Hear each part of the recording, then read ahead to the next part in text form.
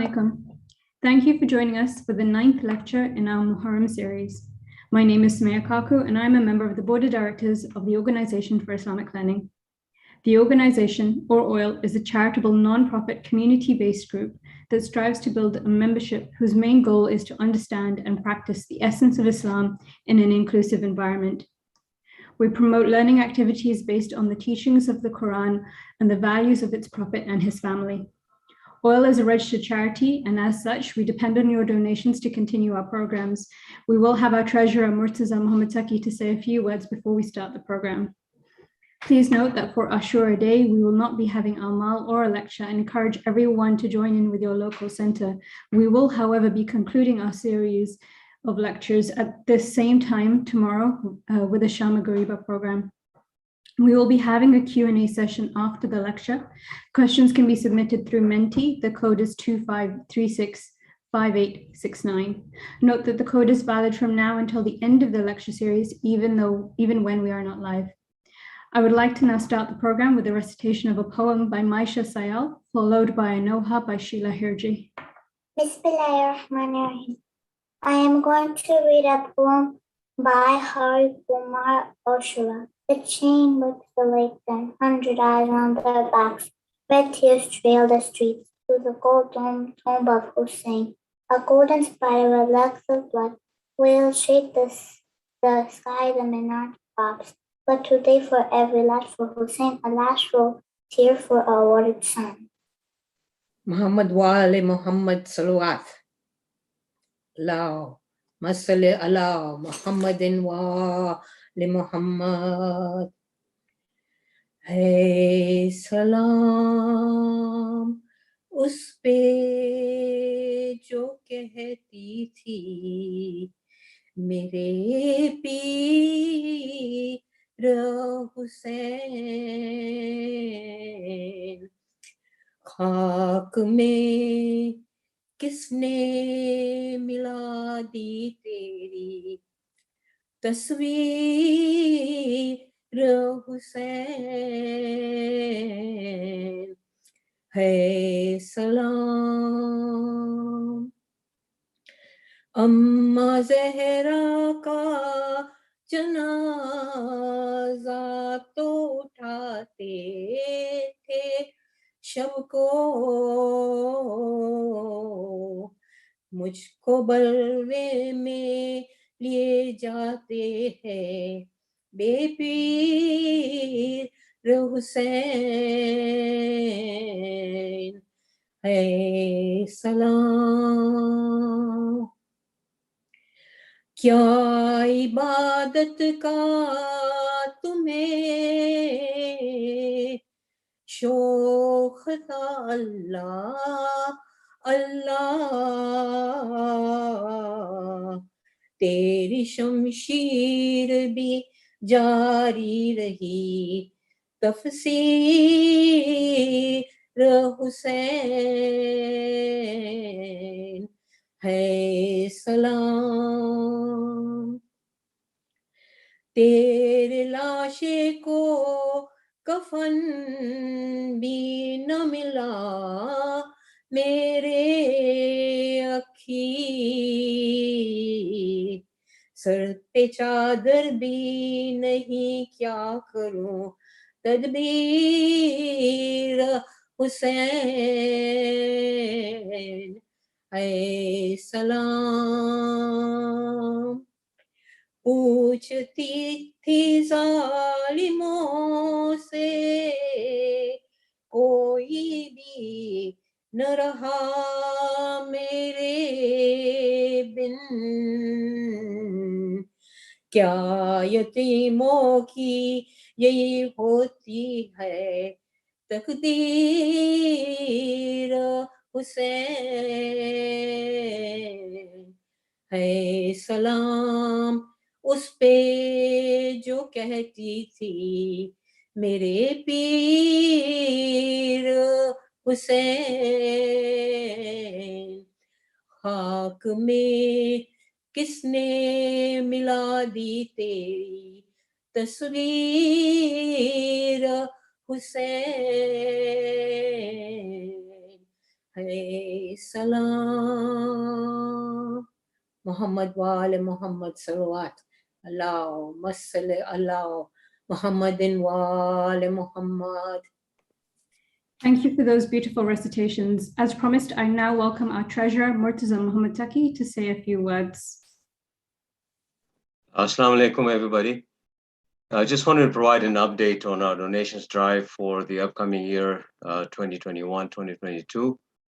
Following our appeal on Monday, we're glad to let you guys know that we've at least received 60% of our targeted donation of 10,000.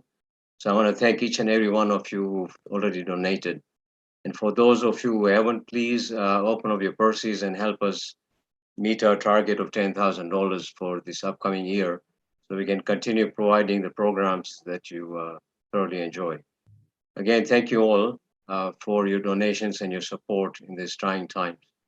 Donation receipts will be issued for all donations exceeding $25. Thank you again, and wassalam.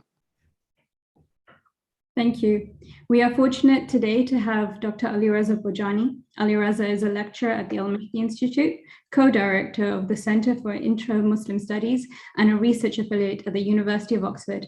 A graduate of the Al-Mahdi Institute, his research, teaching, and writing focuses on the intersections between Islamic legal theory, theology, and ethics. He has a PhD from Durham University, and he has held academic posts at the University of Nottingham, the University of Oxford, and the Mark Field Institute of Higher Education. Can we please welcome him with a salawat?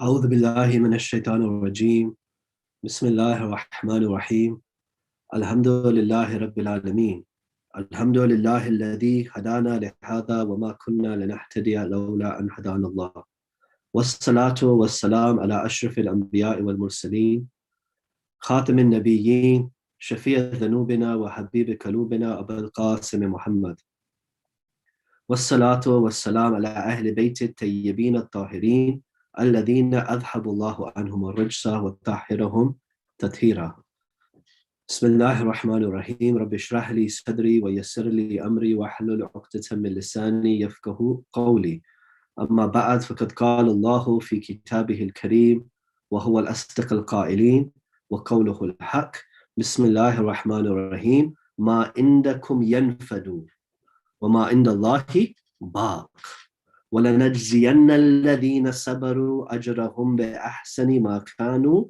يَعْمَلُونَ. Allah subhanahu wa ta'ala states in Surah Al-Nahl, that which is with you will perish.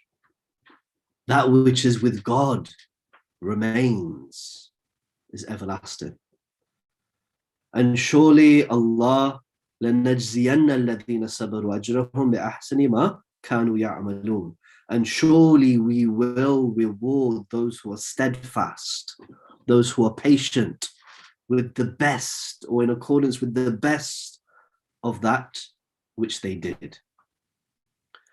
Around the world, as you approach in Canada the eve of Ashura, for many others, the night of Ashura has already set in. And it doesn't take much, to open the TV channels, the international satellite channels, or the YouTube streams, to see the extent and the diversity of ways in which Hussain ibn Ali is being remembered. And this extent and this diversity doesn't fail to be astounding. Yet sometimes we might wonder why. What is it that makes what happened then so special? Because there is today trauma across the world. There is suffering today. There is on this night, undoubtedly, ladies and children that will be hungry, even thirsty, maybe even in our own towns, in our own cities. There are also today around the world acts of remarkable bravery happening right now. There are feats of self-sacrifice. There is philanthropy there is kindness, there is generosity, there is hope the world over. So what makes that incident of Ashura so special? You know, aside from his nobility, his lineage, his closeness to the Prophet, what makes the tragedy of Hussain ibn Ali and Karbala such that we come again and again to listen to the stories, to remember the struggles, to try to seek inspiration from Hussain, the companions of Hussain and the friends of Hussain. So before moving to think, you know, about this question and to examine briefly or explore to some extent different ways in which the stories around Hussain ibn Ali have been interpreted and different ways the significance has been explored, I wanted to just recount the core events of Karbala, at least as we find them commonly accepted by Shi'i, Sunni, even non-Muslim historians.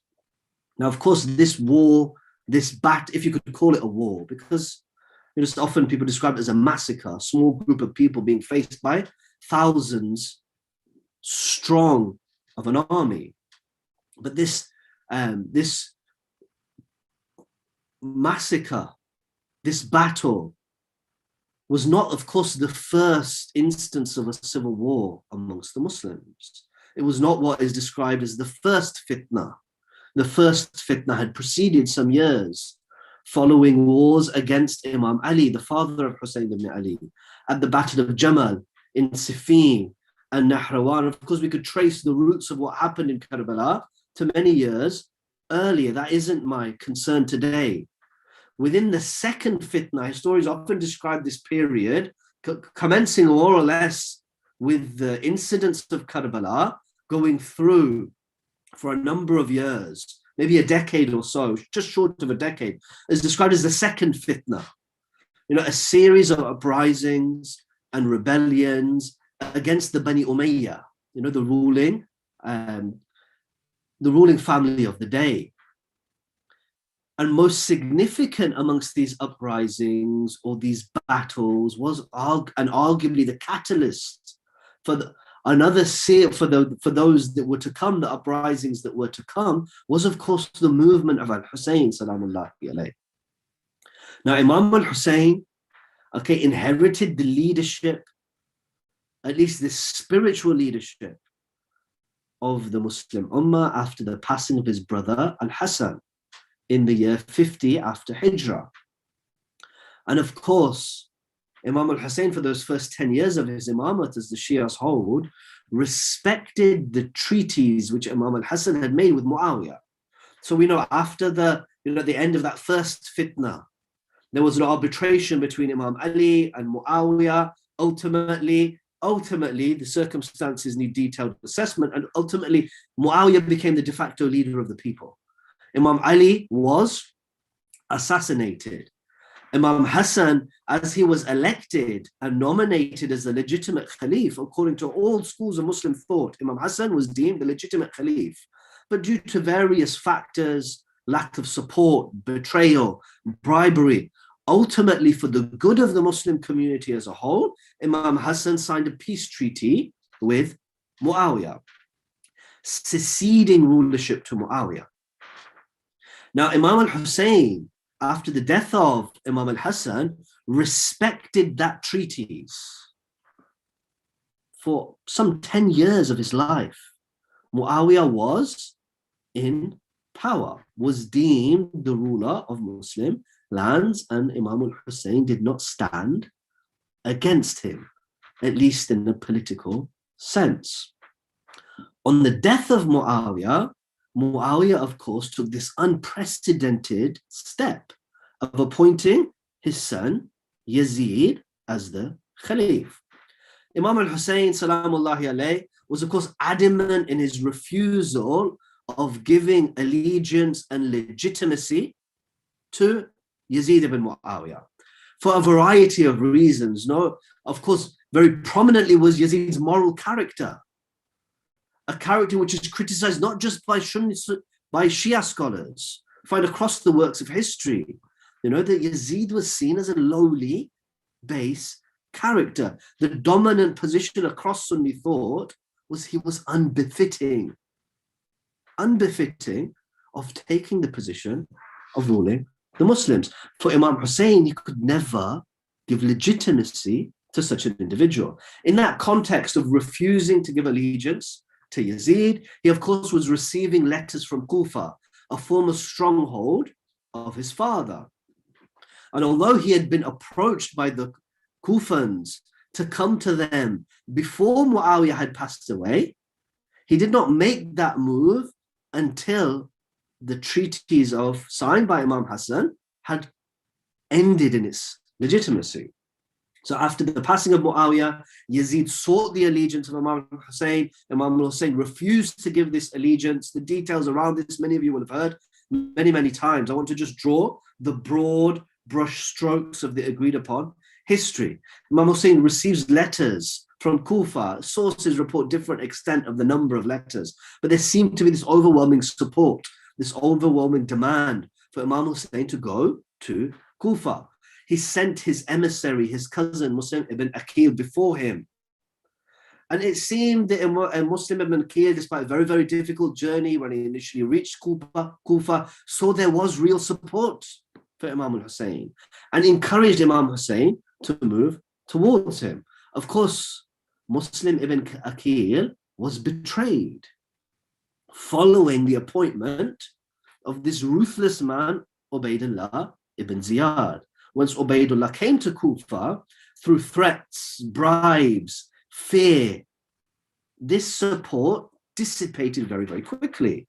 And ultimately, according to the reports, Muslim ibn Aqil was left alone, without support, and killed in the most brutal of fashions. The news of this reaches al-Hussein whilst he is en route to Kufa. Hussein, with a small group of family, a few friends, children, women, on his way to Kufa, he receives this news. But that did not turn him from his path. Soon he was intercepted by a squadron led by Hur ibn Yazid al-Riyah and forced to change direction, and they became encamped near the Euphrates, or near a portion of the Euphrates. The Euphrates, of course, is a huge river crossing what is today a number of countries. So there was a point near Karbala in modern-day Iraq where they became camped with, of course, the army of Hur ibn Yazid, subsequently supported by Ubaydullah, Umar ibn Asad, and reinforcements which had come from various directions, preventing even Hussein's army from easily accessing the water which was there. They faced increasing numbers, led by Ibn Ziyad, and during this time, during effectively a siege, Hussein continued to reject the demands for allegiance to Yazid. And according to a variety of reports, we see Imam Hussein offered other proposals, other situations. Let me go away. Let me go here. Let me go there. I won't take on a political mandate. But what I cannot do is give allegiance and explicit endorsement of legitimacy to Yazid. The reports vary. Some suggest that they were prevented from water from the 7th night of Muharram. Others say it was later, until ultimately on the night of Ashura, in a report which I mentioned in these gatherings a few nights ago, Imam Hussein asked his companions to request of the opponents just one more night, for he feared that they would not allow them to live through the next day. That night was granted to Hussein ibn Ali. The reports say that he asked for this night to spend in prayer, seeking God's forgiveness, seeking an intimacy with Allah subhanahu wa ta'ala. For surely Hussein was the one who loved intimacy with God. On the day of Ashura itself, of course, again, there are, understandably, conflicting accounts of how the events unfolded. We have stories of one-to-one battles, small skirmishes, and a group onslaught with around 70 martyrs, including the friends, families, companions, some women of Hussain. Ultimately, Hussain himself would be martyred in the most brutal of fashions, head severed from his neck. According to the reports, after he had already died, his head was removed from his neck. Turban and cloak plundered. Women, children, left to be tormented and paraded in public. Now, the aftermath of these events in the sources is, of course, interpreted differently. And the visions of the relevance of narrating these stories, how the narrations have been used over time, again, has varied. It has evolved. And although I don't intend to give a comprehensive history now of how this narrative has evolved and been used, I want to just give a few examples of the different ways in which this core narrative, which is basically agreed upon by Muslims, okay, and non-Muslim historians of Islam, how it has been used in different ways, okay, within, if you like, the collective history of lovers of Hussain ibn Ali. So an initial impetus we see for remembering these events, narrating these events, when we look to, for example, hadiths attributed to Imam Baqir, Imam Sadiq, emerging in the 2nd century after Hijri, is an impetus on thawab. There is reward in remembering these events. There is reward in visiting the shrine of Hussain, salamullahi alayhi. Now we look at the circumstances of Al-Baqir and As-Sadiq. So they are, typically understood as politically quietist imams. They lived in a period between the decline of these Umayyads and the rise of the Abbasids. We have traditions attributed to Imam Sadiq said, whoever raises the flag, okay, before the coming of the Qa'im has raised the flag of Taghut, whoever seeks political power effectively, before the coming of the Qa'im, the one destined to lead, okay, has raised the flag of oppression. So they were, their legacy has often been understood as being politically quietist. At that time, when we find hadith attributed to Imam Baqir and Imam Sadiq about the incidents of Karbala, we find an emphasis on the reward simply for remembering these events.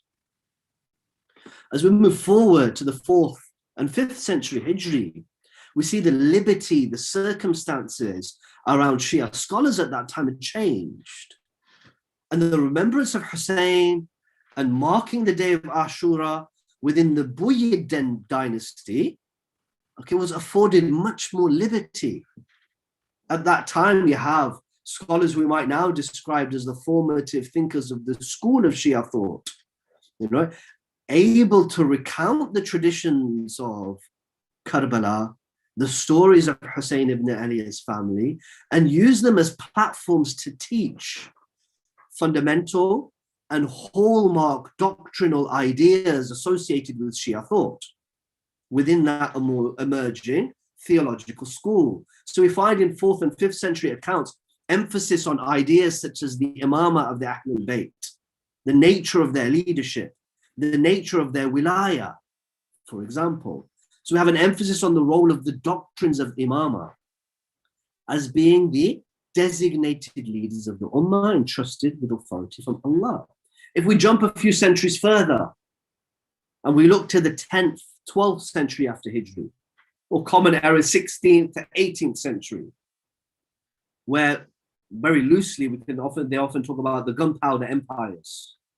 And of course, the center of Shia thought during that period was the Safavid dynasty. Here you see the use of the narratives around Hussain ibn Ali again taking on a different tone and a different color, if you like, with an emphasis on identity, an emphasis on emotion. Poetic license was given. Scholars and communities, okay, were expressing sheer love, trying to evoke emotion amongst the people. there was space for exaggeration and interpretation of an imam who was destined for martyrdom and walked forwards with full knowledge of the events granted to him by Allah. We see the emergence of the theatrical and the supernatural taking on more prominence in the accounts of history regarding Karbala. We find the emphasis on a Shia identity as something separate from others, taking on more prominence amongst the accounts and the narratives around Karbala. Now, scholars in the modern period have, of course, re-examined these tendencies. Like I said, it's not a comprehensive account, just to give a flavor of different ways these traditions and stories, when they've been recounted, have been used. Thawab, theological doctrine, emotion, identity. You know, amongst the strongest modern critiques of these uses, of what we might call traditional narrations and traditional emotions around Karbala and the Karbala narratives, one of the strongest critiques and shifts have actually been towards drawing out the political, even revolutionary significance of the events of Karbala. And no greater example we see in the way that Ashura narrative was mobilized as part of the events which led to the Iranian Revolution in 1979. As we move to the contemporary period, and like I say, we look through our YouTube stream, we open the TV channels, you know, we see there was such multiplicity in the forms of remembrance. And actually the ethics of remembrance underlying those things. We see, you know, remembrance which is focused purely on devotion and thawab.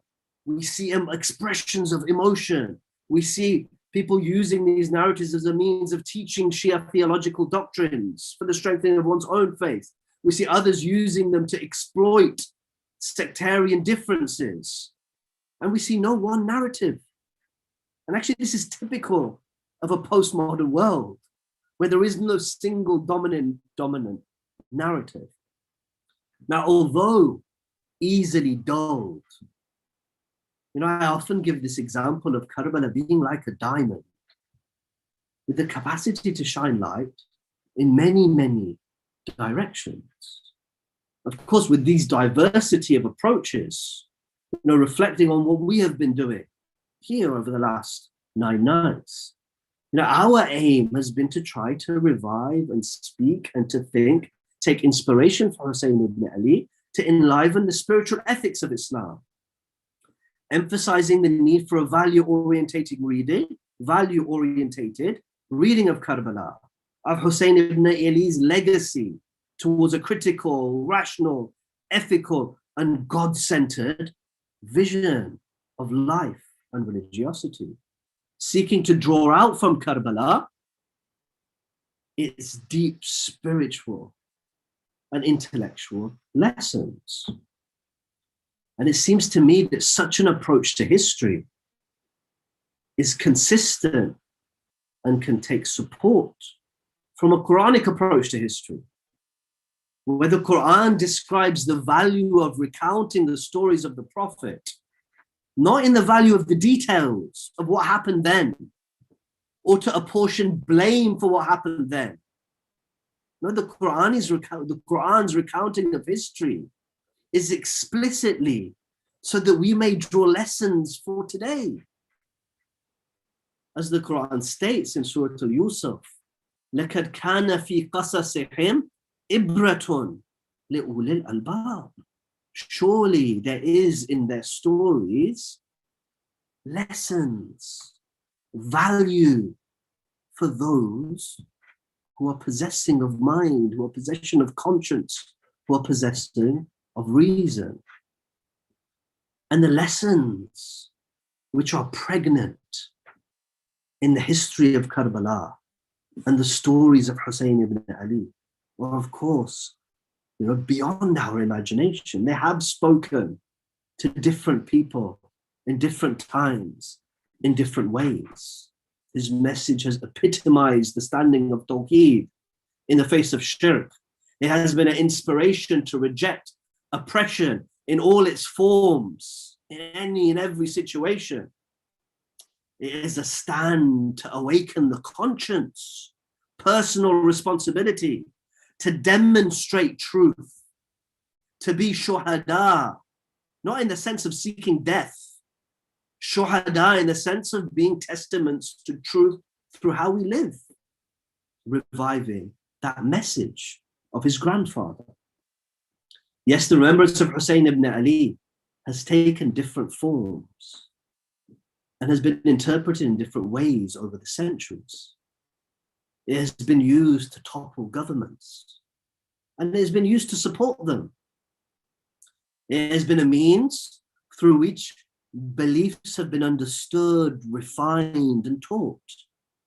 And it is simply a source of blessings, even otherworldly rewards. But something which is absolutely consistent across the different historical narrations of Karbala, across the different ways it has been used through history, is that this was a man whose values were absolutely sublime. This was a man who built his personality on his relationship with God and was directed to none other than God.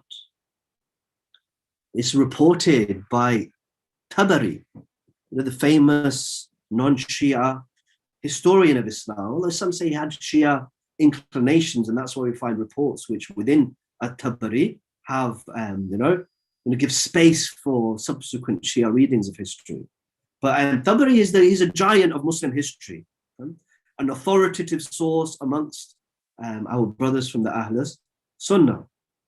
And this famous, according to this famous historian Tabari, he cites a report from Hussain ibn Ali on the morning of Ashura. It's astounding. He reports this dua of Hussain ibn Ali. It is reported by Tabari that Hussain ibn Ali stood on that morning and he said, Allahumma anta thiqati fi kulli karbi. So, oh Allah, you are my trust in every affliction. Wa raja'i fi kulli shidda. You are my hope in every intense situation. Wa anta li fi kulli amrin nazala bi thiqatun wa uddatun. He says, you are for me in every affair which befalls me, my handhold, my rock, my pillar. He continues, I translate loosely now. He says, how many hearts have been weakened by that which befalls them? He says, how many people's ideas plans have been washed away? How many friends have been lost? How many enemies have been strengthened by the afflictions of this world? فَأَنزَلْتَهُ بِكَ وَشَكَوْتُ إِلَيْكَ. But as for me, I put my troubles to you. I complain to none other than you. إِلَيْكَ رَغْبَةٌ فِيكَ إِلَيْكَ أَمَّنْ سَوَاكَ. I am seeking nothing but you, turning away from every other than you. فَفَرَجْتَهُ وَكَشَفْتَهُ. You are the one who have relieved me. You are the one who have eased me. أنت ولي في كل نعمة وصاحب كل حسنة. You are the one who possesses all blessings. You are the possessor of all goodness. ومنتهى كل رغبة يا أرحم الراحمين. You are the end of every desire. You are the objective, O giver of givers. Look, in Hussain ibn Ali, irrespective of our changing times, our changing demands, our changing challenges, the resonance of his message is built on this. He showed us that it is in reliance on God, in movement towards God, that is the completion of humankind. The human individual is a very personal story. We started these 10 nights thinking about the social impact of Rasulullah, looking at the social messages of Hussain. But at the core, there's an intimate personal journey going on between Hussain and Allah subhanahu wa ta'ala. Hussain shows us what success really is, what it means to be a human. It is in securing and preserving those values. His not just simply a morality which sought justice, his godly morality, his spiritual ethics, to become a more complete, a more wholesome human being. Look at Hussain in Karbala. Look, there's this famous tradition which is attributed to him. It's widely spoken on the tongues of the Shia, and has been really prominent actually within those Shias who have been inspired towards revolutionary movements, okay, through Hussain ibn Ali. Hayhata minna dhilla. Right? I mean, it's quite a difficult phrase to translate, but this is attributed to Hussain, that, woe, we shall never accept humiliation. Never will I accept humiliation. Hayhata minna dhilla. Humiliation can never be attributed to us. Humiliation is far away from us. But when we examine what happened in Karbala, if we look at it from a worldly lens, if we look at it from the normal way we look at our lives and the lives around us, on every level, we would say what he experienced was humiliation. His children were deprived of water. His family and his friends, his loved ones were slaughtered. He knew full well on that morning that his woman would be captured. In worldly terms, Hussain lost. But he was never humiliated, for he never lost his values. He never lost his God. And maybe this is the biggest lesson of all. Maybe this is the biggest secret in the perpetuity of his message. The source of all the light and dignity and the truth and the inspiration with Hussain is nothing other than his attachment to Allah. In the verse of the Quran which I started this speech with, Ma indakum yanfadu, that which you have will perish. Wa ma indallahi baq, that is which is with God remains. Look, ultimately, success in this world, when we look at Hussain, is clearly in terms of our relationship with God, in moving towards God, being upright in life and being upright in death. What is victory and what is defeat? What is loss and what is gain? We learn from Hussain. For he is the one who was reported to have called out to his Lord. Ilahi, Mada wajada, man fakadaka. Oh God, what has he gained? The one who has lost you. Wa malladhi fakada, man wajadaka. And what has he lost if he has gained you? Assalamu alayka ya Aba Abdullah. وعلى الأرواح التي حلت بفنائك عليك مني سلام الله أبدا ما بكيت وبكي الليل والنهار ولا جعل الله آخر العهد مني لزيارتكم السلام على الحسين وعلى علي بن الحسين وعلى أولاد الحسين وعلى أصحاب الحسين. We pray to Allah subhanahu wa ta'ala that our remembrance of Hussain ibn Ali can be a means towards him, a means to bettering ourselves, bettering those around us, bringing God into our lives and allowing godliness to flow through us. May Allah accept the efforts of all those who have put on these lectures. May Allah subhanahu wa ta'ala accept the wholesome hajat of all those who are participating, help to alleviate the suffering which is in our towns, around us, across the world, okay, and hasten the filling of the world with justice as it is being filled with oppression. Walhamdulillahi Rabbil Alameen. Wa sallallahu ala Sayyidina Muhammad wa ahli bayti at-tayyibin at-tahirin. Thank you very much for that insightful talk. We will now continue with question and answers. Again, if you have any questions, then please go to menti.com and the code is 25365869.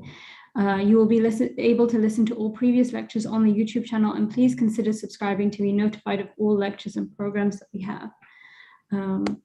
The first question we have is, how are we able to best redirect our attention to the true meaning of Imam Hussain and the message of Karbala without being caught up in arbitrary things such as Latmiya? Okay, so it's thank you for the question. And so I think in response to that question, gives me an opportunity. I know the lecture's been a bit shorter today. Last few days I've been going a bit longer than I ought to have done. So we have a chance, hopefully, to discuss these questions. So I think there's 2 points that I'd like to make in that question.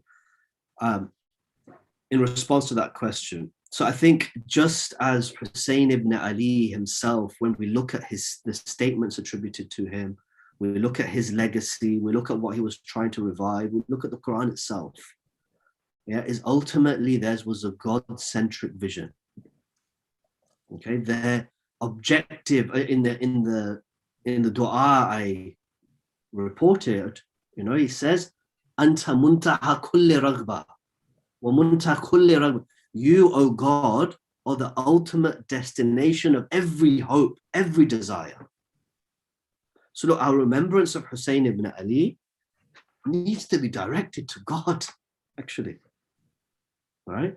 And as I'm expounding upon it, hopefully throughout these lectures, any movement to God, okay, necessarily is intertwined with a movement towards godliness or an exhibiting of godliness.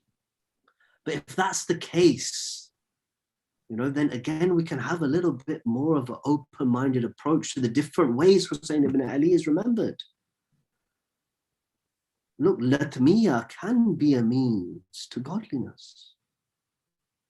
We have to be careful that we don't become, those, who are ready to embrace every approach outside of Islam as potentially beautiful. Can't see the beauty, okay, within our internal diversity. Right? So I think the qualification we need to aspire to is godliness, remembrance of God. Okay, this remembrance of Hussain should be a means to better ourselves and better those around us. That allows for a very broad scope of practices and a very broad range of mechanisms. Yes, I still maintain we need a critical, rational, ethical framework, okay, to our reading of religion, religiosity, and ritual. That doesn't mean the elimination and annihilation of ritual. Okay, but to have rituals, okay, within a godly framework, okay, is what we need to aspire to. Thank you. This is a question from yesterday. From your talk yesterday, it seems that we have somewhat misunderstood the concept of taqlid. Is it the responsibility of mujtahids to correct this? Your reference was to a very high-level document from Sistani that are not necessarily accessible to the layman. Yeah. So, very good question. Whose responsibility is it to understand? Okay, so I referred to 2 sources of Sayyid Sistani yesterday. One was admittedly high-level notes to advanced Kharij students. But the second document I referred to was his Risala Amaliya, actually. Okay, so his manual for ordinary practitioners. Yes, it was the most extensive version, the Arabic version, and the clause which I mentioned, unfortunately, isn't in the Farsi version and hasn't found its way into the English translations. Okay, so I referred to an Arabic version of his Minhaj al-Salihin. I'll be very clear about it. Okay, so I appreciate the chance to restate this. Yeah, and there he explicitly mentions this qualified scope for taqlid, which I discussed yesterday. Yeah, yes, I said that's a space which needs expounding and exploring, right? And emphasizing, but it's something which others have emphasized as well. So if you see, for example, Shaheed Bakr Sadar's, okay, again, Risala Amaliya. So he has a work called Fatawa al-Wadhiha. Yeah, and his idea was to make the Risala Amaliya even more accessible. I remember Shaheed al-Sadr was somebody who was appealing to, Iraqi masses, those who were not just in the cities, but also those outside of cities. Arab tribes, for example. Yeah, and Because they haven't been following rules and regulations in every one of their practices. He expounds this first criteria exemptions, saying, look, most of those things which you know and that has been accepted, you don't have to do taqleed in these things. These are outside the scope of taqleed. All right. So these things are accessible, okay, within literature which is put out there in Arabic, okay, for the purposes of mass consumption. Why haven't they been highlighted? Why aren't they emphasized? This is a very difficult question to answer. Okay. And arguably the bearers of authority are the mediators between, okay, those experts as I described them, okay, yeah, and people on the ground. So yeah, this is, I can't speak for them. Yeah, okay, what I wanted to do was to show, and again, trying to break the divisive rhetoric, actually, which we find so often, you know, within our community context, saying there is scope for a rational, ethical, qualified reading of taqleed, which makes sense. Okay, yeah, and as it operates in our normal lives, yeah, we've referred to experts, but when we have reason to believe otherwise, okay, we'd be crazy to follow them. Would be accountable if we still followed them. So if I listen to my mechanic, my engineer, until he makes sense. When he doesn't make sense, if I still follow him and it turns out I made a bad decision, who's to blame? My engineer or me?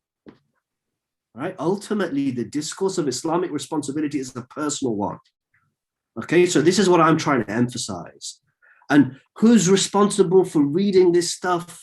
You know, like I said, we all are. Scholars have responsibility. Those in between have responsibility. We on the ground have responsibility to learn, to pursue, to raise questions, to open our voices, to seek education. Yeah. So I think it's shared responsibility would be the short answer. Thank you. We have a question on a question, but I'll take it because we don't have too many today. I'm new to the term latmiya. Can you please explain what it means?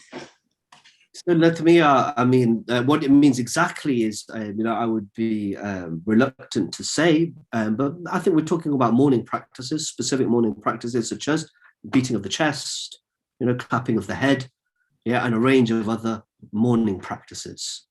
And these, you know, these can often be seen, these are expressions of devotion. Okay, it might be culturally specific expressions of devotion. Okay, sometimes we say these expressions of devotion might have gone so far to have dulled the diamond of Karbala. Other times they open it up, right? Okay, different cultural settings, different places, different human beings, their hearts are opened in different ways. They express themselves in different ways. So long as these are within a rational, ethical, moral framework, if they take us towards God, they take us towards godliness. Okay, you know, why shouldn't we embrace them, or at least you know, acknowledge there's a space? Okay, you know, this for me, this is the night of Ashura. I'm not one who will stand through the night performing latmiya. For me, an intellectual discussion is far more. It gives me more opportunity of thinking and reflecting and moving towards God. Okay, yes, and I might argue that tafakkur is afdalul ibadah. To think, you know, is the best of devotions and the best means of progress. Yeah, but it doesn't mean somebody else's way of connecting with God has no value.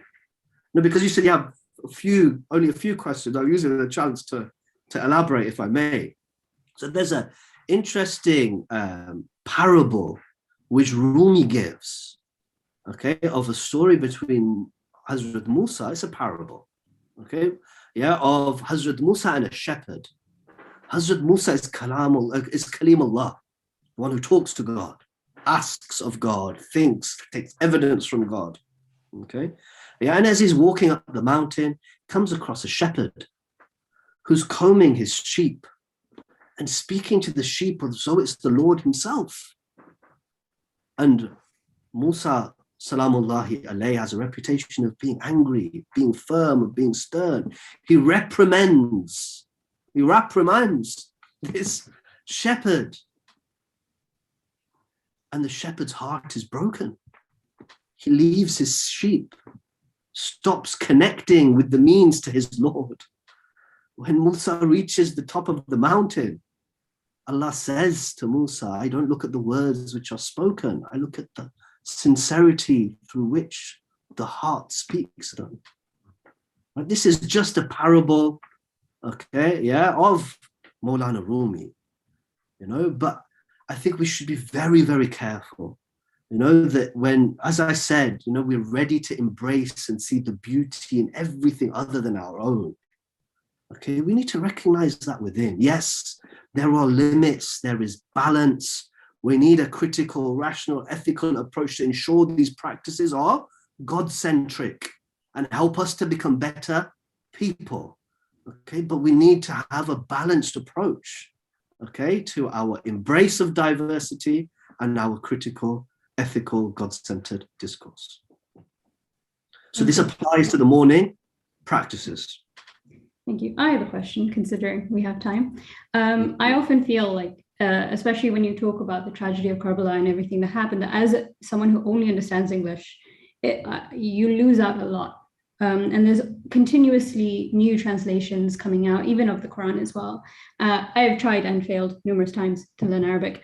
But is there a way, as someone who only speaks the one language, that is not necessarily the language in which a lot of Islamic discourse is written in, to have that critical analysis if you only have what you have in your own head and what is in front of you, which is very often a variety of different things in the same? Yeah, it's a good question. So how much is, if I could summarize or rephrase it as I've understood it, you know, how much is language a barrier to engaging critically, rationally, and spiritually with resources, more Islamic resources more generally? Yeah. Okay, so it can be a barrier. I think it's more of a perceived barrier than an actual barrier, frankly. Okay. And that's not just on the perception of people who don't have access to language skills, sometimes even by those who are sitting in authoritative expert positions. Okay. They sometimes make us feel this way.